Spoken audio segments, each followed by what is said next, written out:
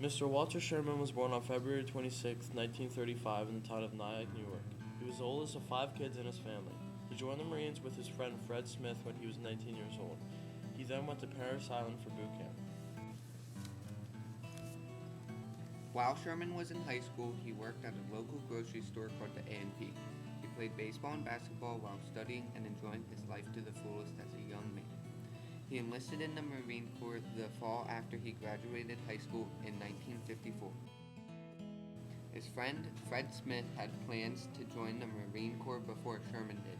After giving Smith a ride to Elizabeth, New Jersey for enlistment, he decided that it would be a good idea for him to join too.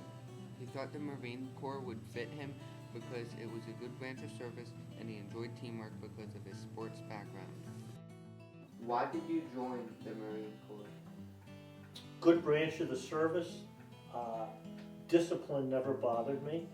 Teamwork I liked, probably because of my sports background.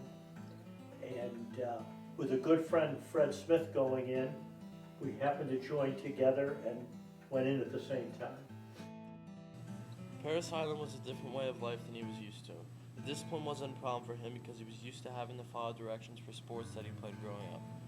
The most challenging part of Parris Island for him was the structure where every hour of his day was planned. He was used to a structure with his family life and school, but he was also used to being able to have some free time to himself to do what he wanted to. After Parris Island boot camp, Mr. Sherman did advanced combat training at Camp Lejeune in North Carolina. Then, after Camp Lejeune, he went to Quantico for a platoon leaders course, or PLCs. They first taught him about tanks, mostly the M47 and M48 tanks. Then they taught him how to teach people about tanks so he could be a tank instructor. Going to instructor school and being an instructor would help Mr. Sherman with some of the jobs he had as a civilian. We would inform them about M47, M48 tanks, what they were made up of, the fuel, what they were to do, the 90 millimeter guns. By the way, I wear 2 hearing aids now because of that. A little hard on the hearing. And as an instructor in that end of it at Quantico. Besides advanced combat training at Camp Lejeune, another type of specialized training that Mr. Sherman experienced was advanced cold weather training. During the winter, Charles and Reservoir caused frostbite and other health problems due to extremely cold weather. Sherman spent 10 days in the high Sierra Mountains of California. The men walked up the mountain for 6 days and down the mountain for 4 days while learning how to adapt to cold climates and use special cold weather equipment. Such things that they learned included how to walk in snowshoes with heavy weight on their backs, how to live in snow holes, and how to adjust their snow gear as the temperature changed from 10 to 15 degrees Fahrenheit during the day to the temperatures ranging far below zero during the night. After all of the training, he was sent to Okinawa, Japan. He was there for a total of 14 months. He went there with the 9th Marines, 3rd Marine Division. However, having an athletic background, Mr. Sherman played baseball on the 9th Marines, 3rd Marine Division team and traveled around the Middle East to play baseball games. He was expected to report to games on time, play baseball to the best of his ability, then do other duties whenever they were required. It was considered an honor to play a sport for a Marine division.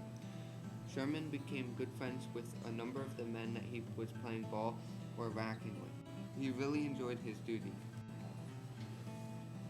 After being stationed in Okinawa, Mr. Sherman requested to be a tank instructor in 3 cities in New Jersey, his home state. He was assigned to Lakehurst, New Jersey for a short time, which is where he finished his active duty in the United States military. I was in for 3 years active duty. Total of 8 years, 3 active, 5 inactive.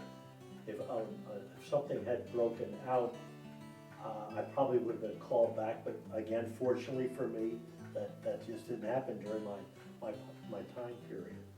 After his duty, he was accepted into Syracuse University. However, Mr. Sherman felt overwhelmed at Syracuse.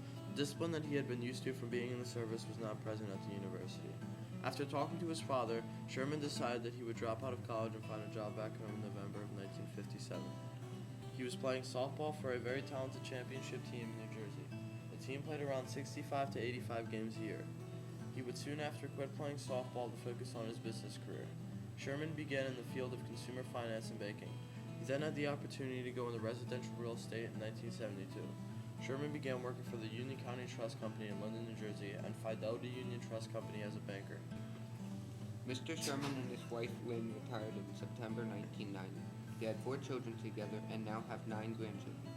Sherman considers himself a very fortunate man and enjoys his life in Cornwall, Pennsylvania. Though he does not miss being in the military, he is very thankful that his duty went the way it did.